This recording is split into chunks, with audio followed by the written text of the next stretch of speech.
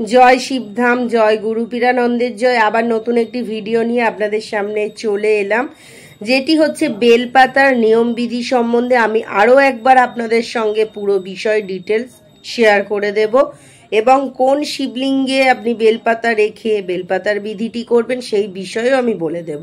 তাহলে শুরু করা যাক।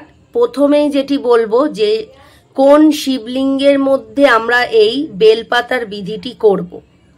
অবশ্যই 16 সোমবারের শিবলিঙ্গের মধ্যেই কিন্তু বেলপাতার বিধিটি করতে হবে। কারণ হচ্ছে বেলপাতার নিয়ম মেয়েদের ক্ষেত্রে বিশেষ করে 16 সোমবারের শিবে কিন্তু করতে হবে, এমনকি প্রত্যেকের ক্ষেত্রে 16 সোমবারের শিবের মধ্যেই বেলপাতার বিধি করতে হবে। কারণ হচ্ছে পিরিয়ড অবস্থায় কিন্তু শিবলিঙ্গটির মধ্যে বেলপাতার বিধি করতে হবে, কারণ বেলপাতার বিধিটি কিন্তু কোনোভাবেই বন্ধ দেওয়া যাবে না, কন্টিনিউয়াসলি করতে হবে।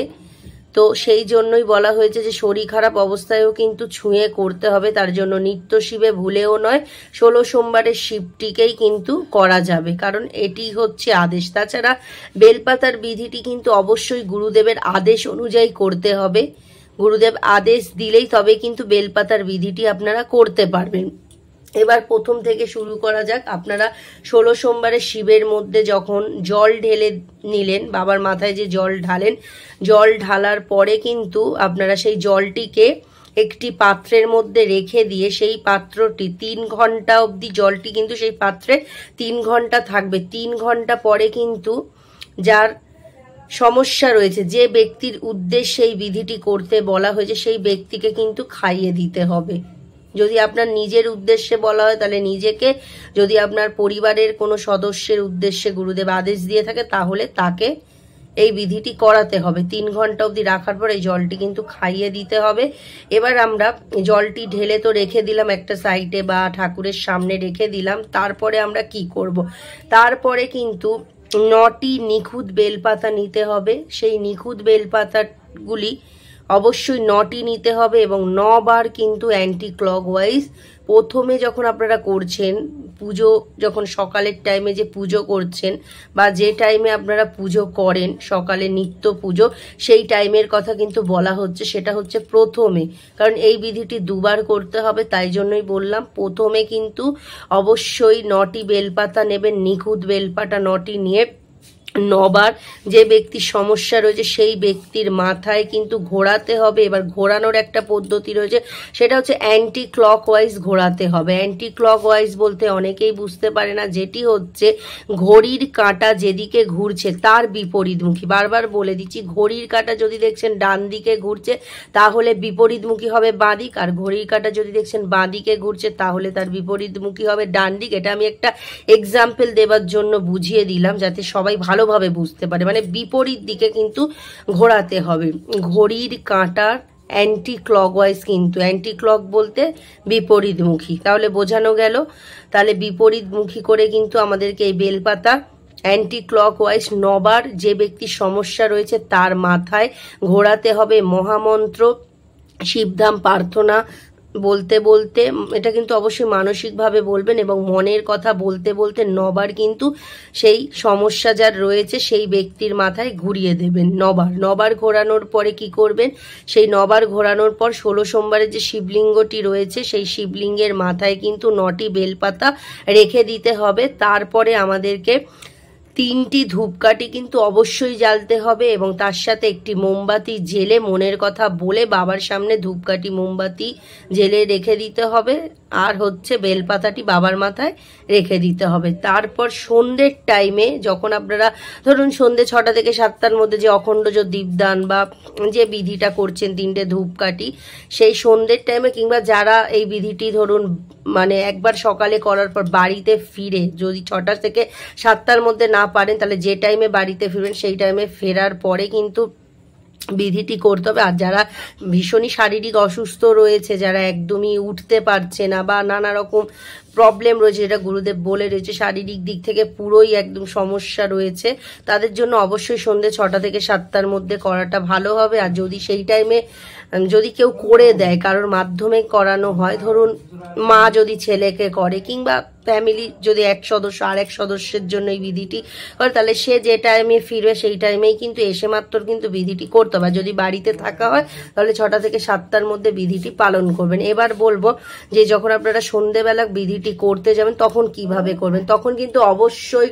প্রথমে শিবলিঙ্গের মাথা থেকে যখন 9টি বেলপাতা তুলবেন, তার আগে 3টি ধূপকাঠি এবং মোমবাতি জেলে দিয়ে কিন্তু আপনাদেরকে সেই 9টি বেলপাতা তুলতে হবে। 9টি বেলপাতা যখন তুললেন তখন কিন্তু আবার সেম প্রসেসে করতে হবে। এবার কিভাবে করবেন সেটা কিন্তু শুধু মাথায় নয়, মাথা থেকে পায়ের তলা বাদ দিয়ে পুরো বডি টু টাচ করিয়ে কিন্তু 9বার অ্যান্টি ক্লকওয়াইজ ঘোরাতে হবে। আগের প্রসেসে যেভাবে অ্যান্টি ক্লকওয়াইজ ঘুরিয়েছিলেন সেরকম সেকেন্ড টাইম যেটা করবেন বিধিটি, সেটি কিন্তু অ্যান্টি ক্লকওয়াইজই ঘোরাতে হবে।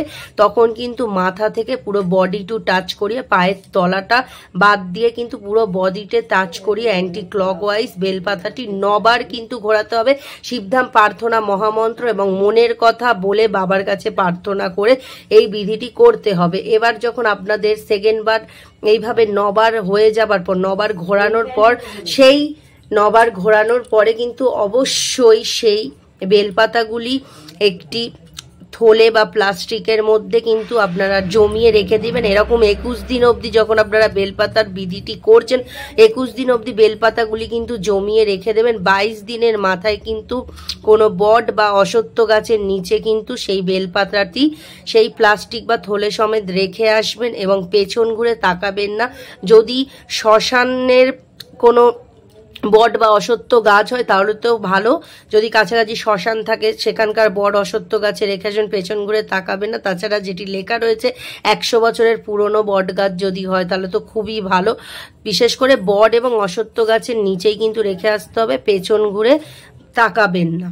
এইভাবে হয়ে যাবার পর আবার আপনাদের 22 দিনের মাথায় থেকে কিন্তু যেদিন ফেলে আসছেন আবার সেদিন থেকে নতুন করে আবার কিন্তু বেলপাতার বিধিটি একই নিয়মে একই প্রসেসে করে যেতে হবে। কন্টিনিউয়াসলি এটা কিন্তু 21 দিন 21 দিন 21 দিন করে চলতে থাকবে। ব্যক্তি যতক্ষণ না সুস্থ হচ্ছে ততক্ষণ তো চলবে। তাছাড়া আপনারা কন্টিনিউয়াসলি এটা করতে থাকবেন। তারপরে তো অবশ্যই যখন আপনারা ধামে আসবেন তখন গুরুদেবের কাছ থেকে জেনে নেবেন যে ঠিকঠাক হয়েছে কিনা। ঠিক আছে, এইভাবেই কিন্তু আমাদের বেলপাতার বিধিটিকে করতে হবে। তার সঙ্গে আরো কয়েকটি নিয়ম পালন করতে হবে, যেটি হচ্ছে যে অখণ্ড জোত দীপদান বিধি করতে হবে। আপনারা প্রত্যেকেই জানেন অখণ্ড জোত দীপদান বিধি কিভাবে করতে হয়, এবং হচ্ছে যে ব্যক্তির সমস্যা রয়েছে তার তোলা ছবি, নাম, গোত্র, বয়স, মনের কথা লিখে নীল অথবা লাল কালি দিয়ে লিখে কিন্তু আপনাদেরকে জমা দিয়ে যেতে হবে। যদি 9 দিন পর পর পারেন, না হলে 21 দিন পর পর কিন্তু ব্যক্তির তোলা ছবি, কিন্তু যার সমস্যা রয়েছে তার তোলা ছবি একইভাবে লিখে লিখে জমা দিয়ে যেতে হবে শিবধামে এসে। তার সঙ্গে অখণ্ড জোত দীপদান বিধি তো করছেন, তার সাথে তেল কর্পূরের বিধিটিও কিন্তু চলবে। তেল কর্পূরের বিধি তো জানেন যে পরিষ্কার অবস্থায় শুদ্ধ অবস্থায় কিন্তু স্নান করানোর পরে ব্যক্তিকে যেখানে যেখানে সমস্যা সেখানে মহামন্ত্র প্রার্থনা মনে মনে করতে করতে লাগিয়ে দিতে হবে। পায়ের তলাটা বাদ দিয়ে কিন্তু অবশ্যই লাগাবেন। তেল কর্পূরের বিধি যেটা বলা হয়েছে প্রত্যেকেই জানেন, আর অখণ্ড জোত বিধি তো আপনারা প্রত্যেকেই জানেন, তাও আমি এখানে একসাথে উল্লেখ করে দিচ্ছি। যেটি হচ্ছে ঘিয়ের প্রদীপ আপনাদেরকে জ্বালাতে হবে। 21 দিনের নিয়ম রয়েছে এবং 40 মিনিট প্রদীপটি জ্বালাতে হবে। সন্ধ্যে 6টা থেকে 7টার মধ্যে, না যদি পারেন তাহলে বাড়িতে যে টাইমে ফেরেন সেই টাইমে ফিরেই কিন্তু জ্বালাতে হবে। আর হচ্ছে যে 40 মিনিট হয়ে যাবার পর সেই ঘিটিকে কিন্তু অবশ্যই যেখানে যেখানে সমস্যা রয়েছে সেখানে কিন্তু লাগাতে হবে পায়ের তলা বাদ দিয়ে, এবং এই ঘিটি কিন্তু অবশ্যই আপনারা খেতে পারবেন। যখন 40 মিনিট হয়ে যাবে ঘিটি নিয়ে আপনারা কিন্তু ভাতের সাথে খেতে পারবেন, মানে নিরামিষ জাতীয় খাবারের সঙ্গেই খাওয়ার চেষ্টা করবেন, কোনো আমিষের সঙ্গে ভুলেও নয়। আমিষ যদি হয় তাহলে তার আগে অল্প ভাতের সাথে কিন্তু খেয়ে নেবেন বা রুটির সাথে খেয়ে নেবেন, তারপরে অন্য খাবার খেতে পারবেন। ঠিক আছে, এইভাবে কিন্তু করতে হবে। আর হচ্ছে উঁচু স্থানে কিন্তু অবশ্যই অখণ্ড জোত দীপদান বিধি এরকম উঁচু স্থানে করতে হবে। আর হচ্ছে যদি প্রদীপে স্ট্যান্ড পান তো স্ট্যান্ডের মধ্যে রেখে আর বেলপাতা ফুল কিন্তু 21 দিন অবধি দেওয়ার চেষ্টা করবেন। এই 21 দিনের নিয়ম। আর হচ্ছে আপনাদের এই অখণ্ডজ দীপদান বিধি 40 মিনিট হয়ে যাবার পর যখন আপনারা বডিতে নিয়ে নিলেন যেখানে যেখানে সমস্যা, তারপরে বুক জ্বলার আগে, প্রদীপের বুক জ্বলার আগে প্রদীপটিকে আপনারা নিভিয়ে দিতে পারবেন। এই হচ্ছে অখণ্ডজ দীপদান বিধি এবং বেলপাতার বিধি এবং আপনাদের যে তেল কর্পূর আর ছবি ফেলে যেতে হবে। মানে বেলপাতার বিধি যারা যারা করছেন তাদের কিন্তু 4টি নিয়ম অবশ্যই পালন করতে হবে। এক হচ্ছে বেলপাতার বিধি তো করবেন, তার সাথে অখণ্ডজ দীপদান বিধি করবেন, 3 নাম্বার হচ্ছে তেল কর্পূরের বিধি করবেন, আর হচ্ছে 4 নাম্বার হচ্ছে সেই ব্যক্তির তোলা ছবি 9 দিন বা 21 দিন পর পর জমা দিয়ে যাবেন শিবধামে এসে। তাহলে বুঝতে পারলেন পুরো ডিটেলসটি। অবশ্যই 9টি বেলপাতা কিন্তু নিখুঁত দেওয়ার চেষ্টা করবেন। তো এখানেই শেষ করলাম। জয় শিবধাম, জয় গুরু পীরানন্দের জয়। সবাই সুস্থ থাকুন, ভালো থাকুন। নেক্সট ভিডিও আসা অবধি অপেক্ষা করুন। আর একবার একটি বিষয় বলে দেবো যে পিরিয়ড অবস্থা যেহেতু করতে হবে মেয়েদের ক্ষেত্রে, অবশ্যই কিন্তু প্রত্যেকেরই ক্ষেত্রে বলবো, আর তাছাড়া মেয়েরা যেহেতু শরীরের যে সমস্যা থাকে তার জন্যই কিন্তু 16 সোমবারের শিবটিকেই বেলপাতার বিধি করতে হবে। প্রত্যেকের উদ্দেশ্যেই বলা হচ্ছে 16 সোমবারের শিবলিঙ্গেই কিন্তু বেলপাতার বিধি করবেন, নিত্য শিবে করবেন না। এখানেই শেষ করলাম।